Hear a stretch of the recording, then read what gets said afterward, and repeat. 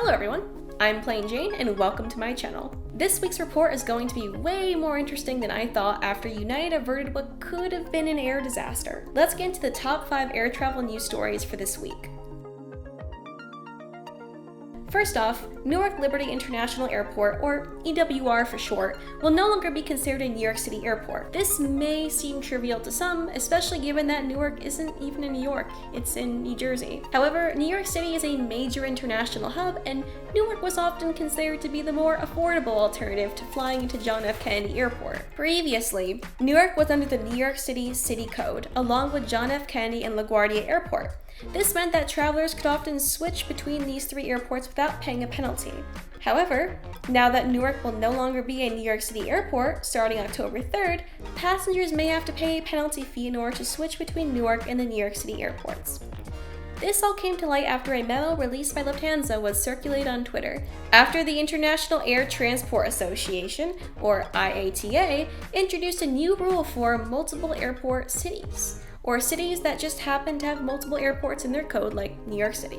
Some people have speculated it might become cheaper to fly to New Jersey rather than New York under the new rules, but we really have yet to see how this pans out. Next up, American Airlines came out on September 20th to say that they suffered a security breach due to an unauthorized actor. Not sure when someone would be authorized to do a hack, but there you go. Now, this is concerning for multiple reasons. American says that the breach resulted in customers' very sensitive personal information being compromised. That includes information like your home address, phone number, passport number, driver's license number, and even medical information if you've ever disclosed that to the airline. American claims they've reached out to those who have been affected, so if you haven't checked your email recently, I highly recommend doing so. I personally was not contacted. I'm guessing this unauthorized actor saw I was Gen Z and was like, yep, not worth it.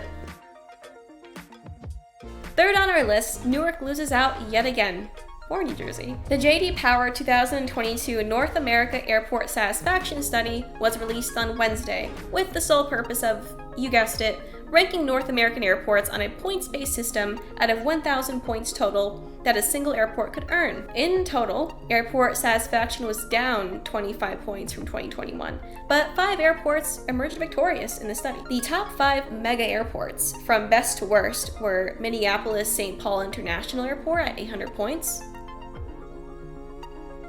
A plane is passing over me right now as we speak. What's that? Delta?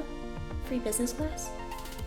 The top 5 mega airports, from best to worst, were Minneapolis-St. Paul International Airport at 800 points, San Francisco International Airport coming in close at 796 points, Detroit Metropolitan Wayne County Airport at 791 points, John F. Kennedy International Airport at 791 points, and lastly, Harry Reid International Airport at 790 points.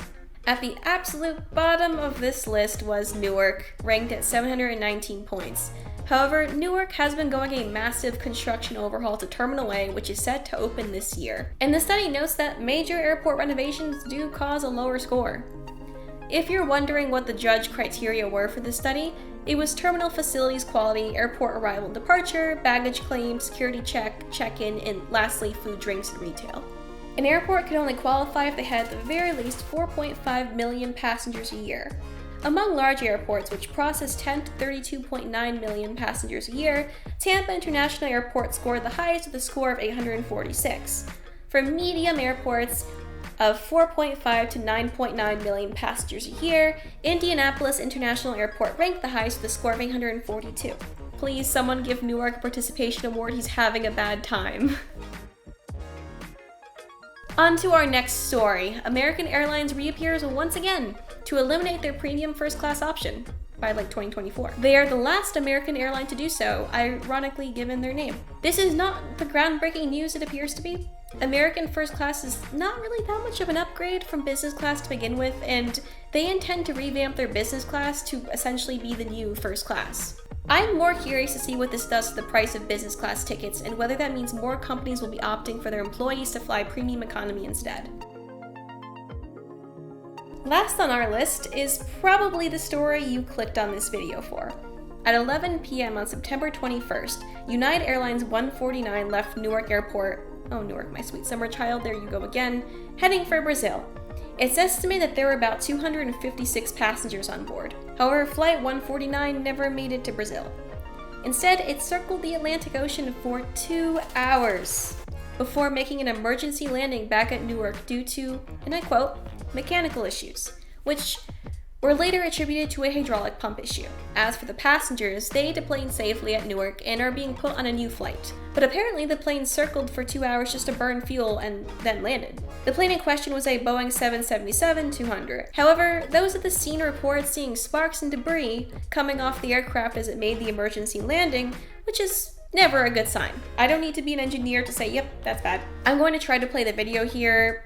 Hopefully I don't get a copyright strike for this. Apparently there are 3 redundant hydraulic systems on the plane to protect against something like this happening.